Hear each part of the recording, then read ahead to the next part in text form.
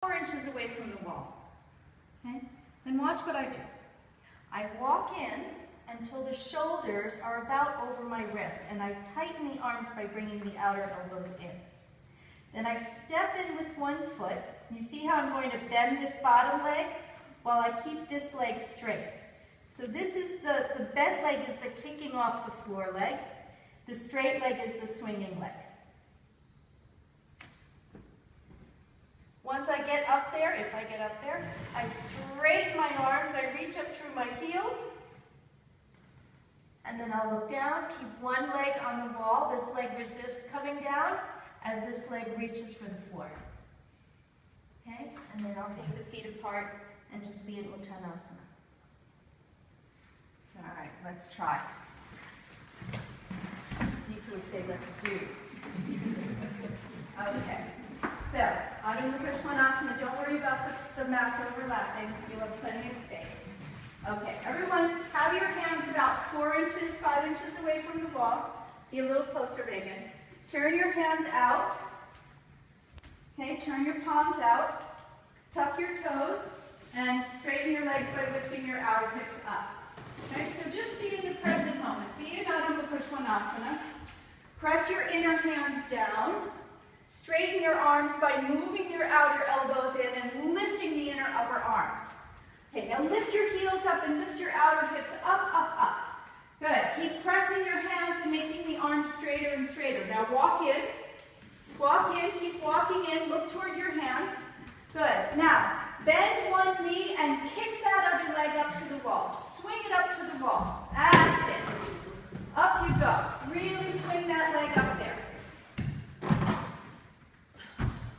Good. For those of you who are up, you want to bring your bottom front ribs toward the top of your pelvis, extend up through your heels, and then keep one leg on the wall as you exhale and come down. Okay, everybody just be in Uttanasana for a moment. Be in Uttanasana with your feet apart. So Uttanasana, not close. All right, and then hands on your hips and inhale to come up. Okay, really nice. A lot of people got up, a couple of people didn't. Okay, so for the people who didn't get up, I'm going to take you up. Okay, for those who did, let's work a little bit on some of the details of the pose. I'm just going to show quickly.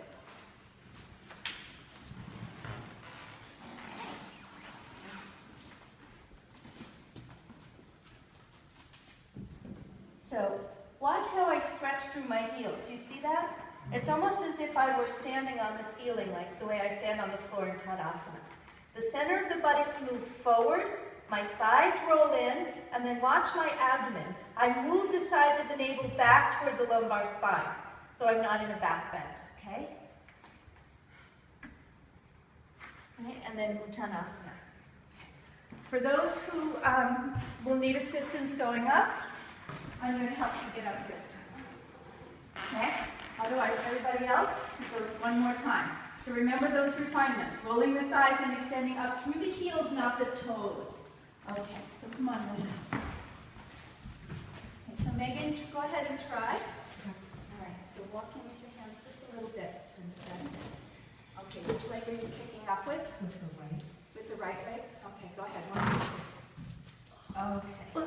Now, press your hands down.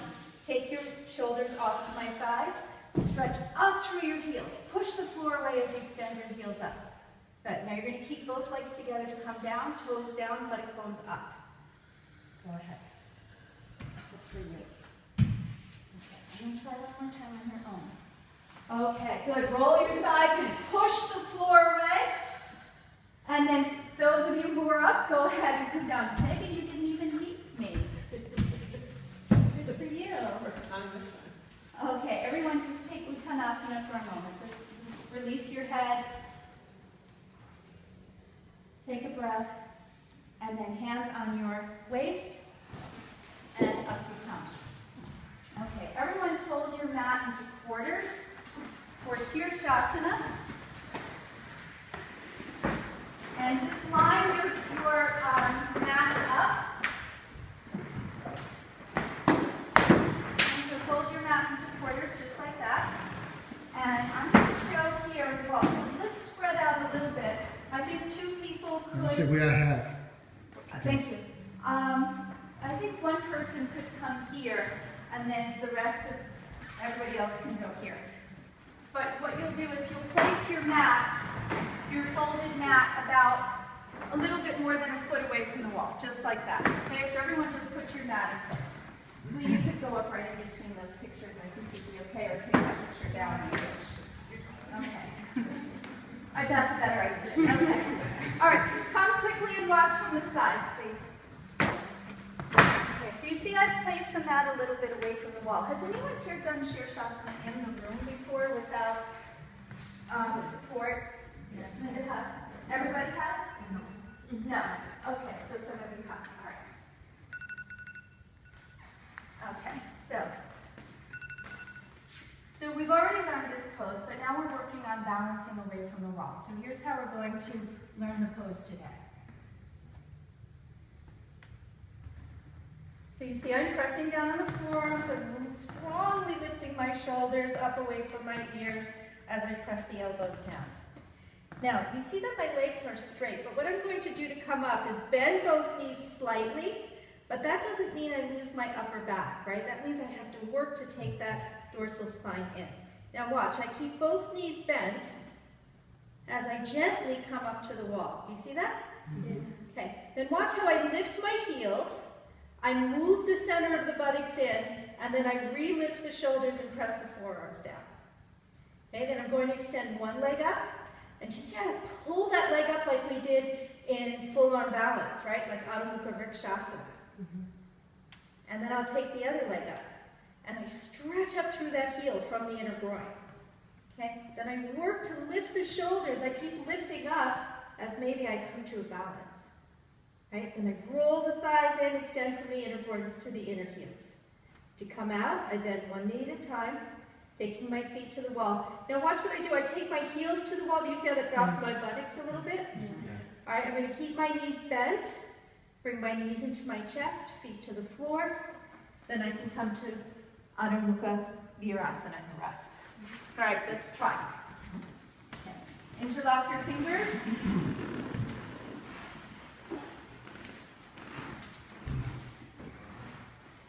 Good. Look at your hands. Look at your wrists. Don't put your head down yet.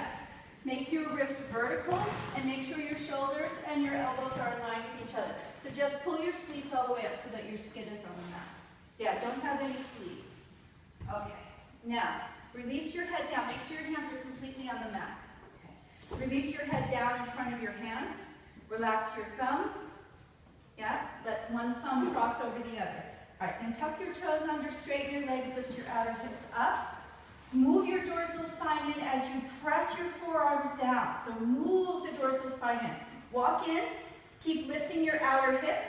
Now everyone, keep the dorsal spine moving in and the shoulders lifting, and then bend your knees a little bit and kick one leg to the wall at a time.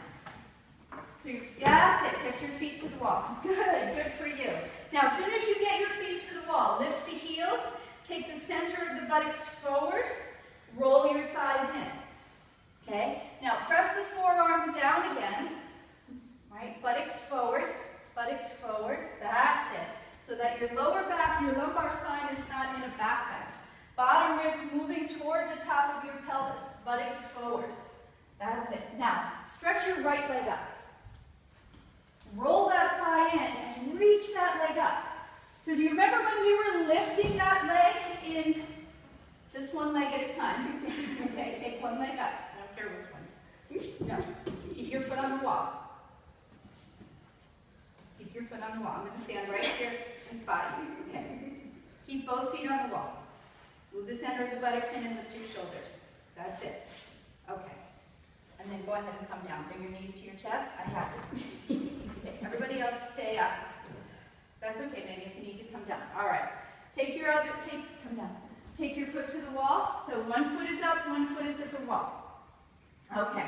Stretch that leg up like you did with the top leg. Remember that top leg in Urdhva Prasarita Ekapadasana.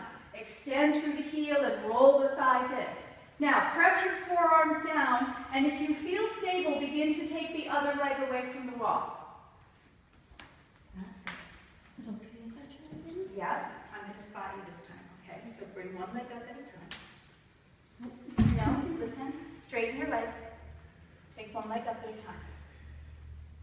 That's it. Roll your thighs in. Extend out through your heels. Okay, press down on your forearms. Lift your shoulders. Center the buttocks forward. Lumbar spine back. Okay, now to come out of the pose, bend one knee at a time. Good. And then one leg, keep your knees bent. One leg at a time, take your foot to the floor. That's it. Okay, and then everyone, Adho Mukha Virasana for a moment.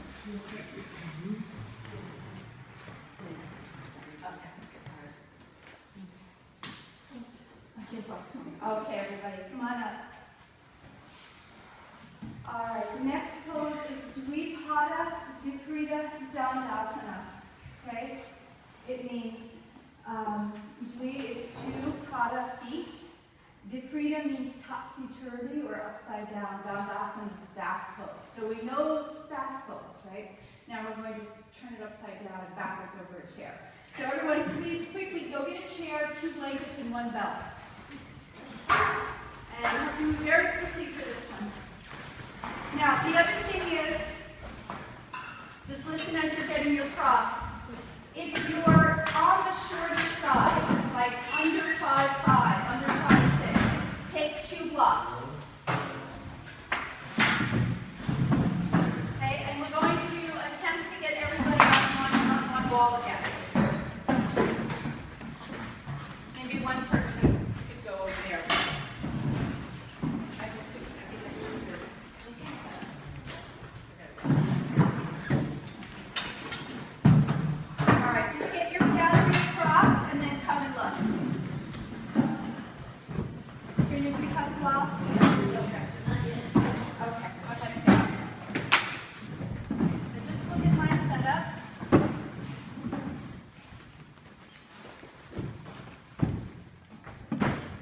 So I've taken one blanket, I've folded it in a long rectangle, and put it on about half of the seat of the chair, like that. Okay? So do that much, have the other blanket in front of the chair. Okay? For people who are not very tall, you'll have 2 blocks at the wall, a little bit apart from each other. Okay, so everyone quickly do that much, right? If you're using blocks, you know who you are, and go ahead and get them. Okay. Now, come and watch quickly because this is the only slightly time-consuming part. I'm going to put a belt on the back rung of the chair. Okay? Just like that. See? Thank you, Liz. And thread that belt through the center of your chair. So there it is.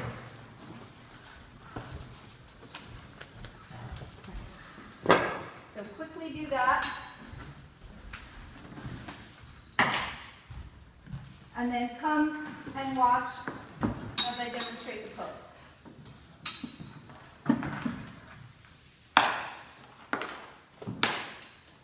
Okay, quick. All right, come and see. Okay, obviously if you're not using blocks, your feet will be on the floor.